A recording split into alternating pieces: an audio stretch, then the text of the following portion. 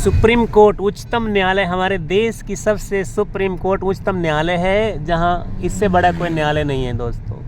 तो वहाँ पे उस आसपास के एरिया में हम लोग चल रहे हैं और ये है मेजर दयानंद राष्ट्रीय स्टेडियम।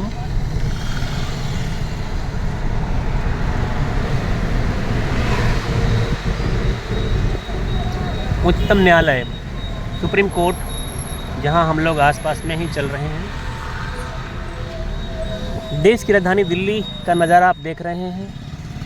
इंडिया गेट से पार जस्ट हुए हैं और सुप्रीम कोर्ट के बाद एक फिर से टनल आ गया है और टनल को अपनी आंखों से नज़ारा देखिए। टनल जब मिलता है ना तो एक साइड में बढ़ जाता है, गाड़ी चलाने का मज़ा भी कुछ और होता है। हाँ, क्या बात है, हाय हाय, क्या बात है, बहुत अच्छा। बट बहुत अच्छा नहीं कर सकते दोस्तों, क्योंकि ये काल का लोक है, 21 ब्रह्मांड काल का होता है। तो परमात्मा के गांव सतलोक है, इससे 1000 गुना लाखों गुना अच्छा है। सतलोक हमारा गांव है, जहां हम अमर रहते हैं। सतलोक में जो लोग रहते हैं, सतलोक है कहाँ? सतलोक 16 शंख कोश ऊपर है। नील पदम शंख, करोड़ के बाद नील, हाँ, अरब खरब नील शंख। तो 16 शंख कोश मतलब हो गया एक कोस होता है 3 किलोमीटर। 3 किलोमीटर होगा तो एक कोस होगा, तो 16 इंटू में 3, तो 16 इंटू 3 यानी 48 शंख किलोमीटर दूर है हमारा गांव। ये धरती से हमारा गांव ऊपर में है। अब आप कहिए कि रह रहे हैं यहाँ पे, आप बात कर रहे हैं सतलोक का। तो दोस्तों हमारी आत्मा यहाँ मरती नहीं है, आपको भी अच्छी तरीके से पता होगा। गीता जी अध्याय 2 श्लोक 20, 21, 22 के पास में, एग्जैक्ट मुझे नहीं याद है, बट आप देख सकते हैं जाकर कि आत्मा न तो मरती है, न तो ये शस्त्र से कटती है, न आँख से जलती है, न पानी से गलती है, और न ही हवा से सूखती है। नैनम छिदंती शस्त्राणी नैनम दहती पावका न च कलेदम्पो न सोचती न मारुता। तो समझ में आ गया होगा, मारुता मने हवा, हवा से भी सूखती नहीं है ये आत्मा। तो आत्मा अजर हमारा विनाशी है, तो फिर ये आत्मा आती कहाँ से है, जाती कहाँ है? तो हम लोग यहाँ 21 ब्रह्मांड में फंसे हुए हैं। 21 ब्रह्मांड का जो मालिक है, स्वामी है, मालिक नहीं कर सकते, स्वामी कर सकते हैं। जो नौकरी कर रहे हैं वो भी काल भगवान है, ये अलख निरंजन है, ये जिनका मंत्र ओम है, और ये 21 ब्रह्मांड चलाते हैं। उनके ही मतलब पुत्र हैं ब्रह्मा विष्णु महेश, जो 3 लोक का स्वामी है। आप इस समझने की कोशिश करिए, त्रिलोकी नाथ मतलब 3 लोक का नाथ। 21 ब्रह्मांड का नाथ क्यों नहीं कहते शंकर जी को, ब्रह्मा जी को, विष्णु जी को? इसीलिए ना कि 3 लोक के स्वामी हैं, धरती, पताल और स्वर्ग। तो 21 ब्रह्मांड का जो स्वामी है वो है अलख निरंजन। तभी तो कितने ऋषि मुनि जो है वो बोलते हैं अलख निरंजन, अलख निरंजन। वो शंकर जी, ब्रह्मा जी, विष्णु जी का नाम क्यों नहीं लेते? तो आपको समझ जाना चाहिए दोस्तों, क्योंकि ये काल भगवान अलख निरंजन है। तो उनका ये गांव है, हमारा गांव नहीं। हमारा जन्म मरण होता है, हमारी शरीर बदल जाती, जैसे कपड़े बदलते हैं वैसे शरीर बदल जाता है। तो क्या ये अजर अमर गांव हुआ? नहीं, हम आत्मा अमर हैं। तो हमारा गांव भी एक अमर जगह है, जहां हमारा शरीर भी अमर है। वो गांव सतलोक है, और वो पता कैसे चलेगा?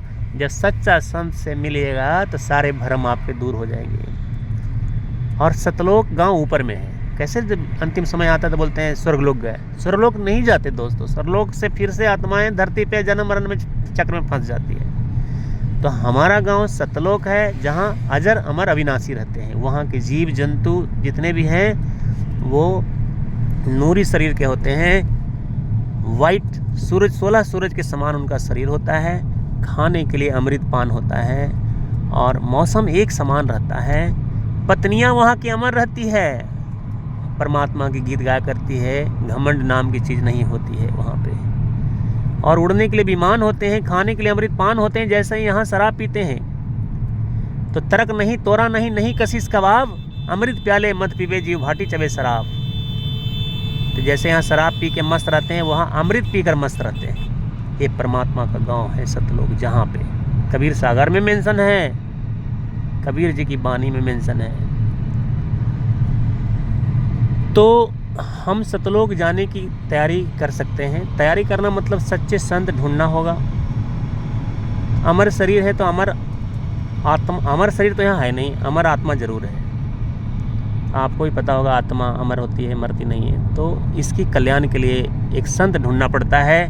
और आज संत जो है, संत शिरोमणि संत रामपाल जी महाराज हैं, जिनका ज्ञान वेद से, गीता से, कुरान से, बाइबल से, गुरु ग्रंथ साहिब से के मैच करता है रियल। जो गीता जी के 15वां अध्याय 1 से 4 श्लोक में है, ऊर्ध्वमूलम मध्यम शाखा, पेड़ को उलट करके जड़, तना, ब्रांच और डालियां और पत्ते के बारे में जो डिस्कस करता है, बताता है, वो है तत्वदर्शी संत। और आज ढूंढ लीजिए, खोज लीजिए कि इन्होंने ऐसे क्लियर किया क्या। वो संत रामपाल जी महाराज ने क्लियर किया। गीता जी 4वां अध्याय 34वां श्लोक में तत्वदर्शी संत बनाने की ज़रूरत है। तत्वदर्शी संत मतलब जो ज्ञान को समझे, सच जाने। सच क्या है? परमात्मा पाने का रास्ता बताए। वो ये नहीं कि कैसे खाते हैं, कैसे पीते हैं, कैसे रहते हैं। अरे यहाँ तो मरना तय है, तो कैसे खाते हैं, कैसे पीते, कैसे भी खाते रहेगा, मृत्यु आ जाएगी। तो हम बार बार जन्म मरण के चक्र में फंसे हुए हैं। हमको चाहिए ट्रांसफॉर्मेशन, हमको चाहिए अपना गांव सतलोक, जहाँ हम अविनाशी रहते हैं। शरीर भी अविनाशी नूरी शरीर है, वहाँ 16 सूरज के समान शरीर है। सारे आत्माएं नूरी शरीर में रहती हैं। परमात्मा करोड़ों सूरज के समान चमकता है, उतना ही शीतल है। हमारा भी शरीर 16 सूरज के समान चमकता है, नूरी शरीर उतना ही शीतल है। हमारी पत्नियां वहाँ मरती नहीं हैं। संग संग पत्नी नाचे गावे सब सुमान, चंद्र बदन सूरजमुखी ना ही मान गुमान। ना कोई भिक्षुक दान दे, ना कोई हार व्यवहार, ना कोई जन्मे मरे, ऐसा देश हमार।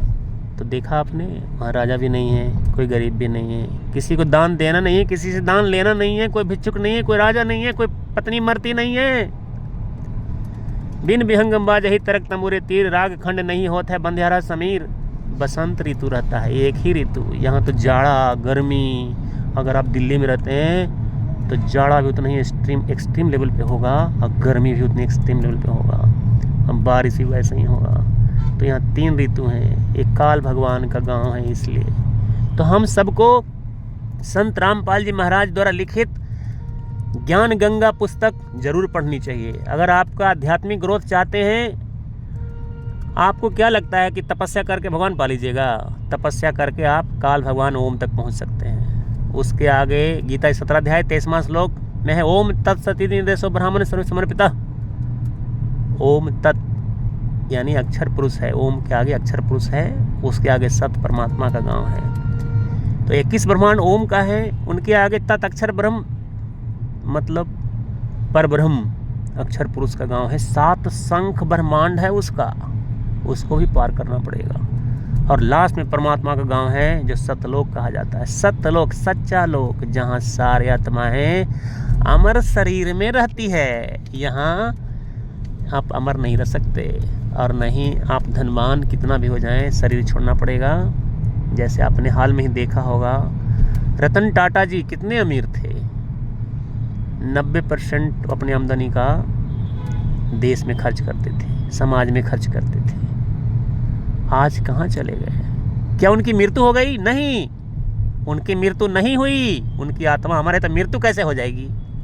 शरीर अलग बदल गया दोस्तों। तो कितना मेहनत करके उन्होंने पूरी दुनिया में अपना नाम कमाया, पैसे बनाए, लेकिन ये शरीर छोड़ के जाना पड़ा। तो अभी वो 84 लाख जन्मों में घूम रहे हैं। और 84 लाख जन्मों में जानते हैं दोस्तों क्या है? विष्णु पुराण में साफ लिखा हुआ है कि 20 लाख बार तो पेड़ ही बनने पड़ते हैं, और 30 लाख बार पशु बनना पड़ता है। तो टोटल हो गया 50 लाख टाइम्स।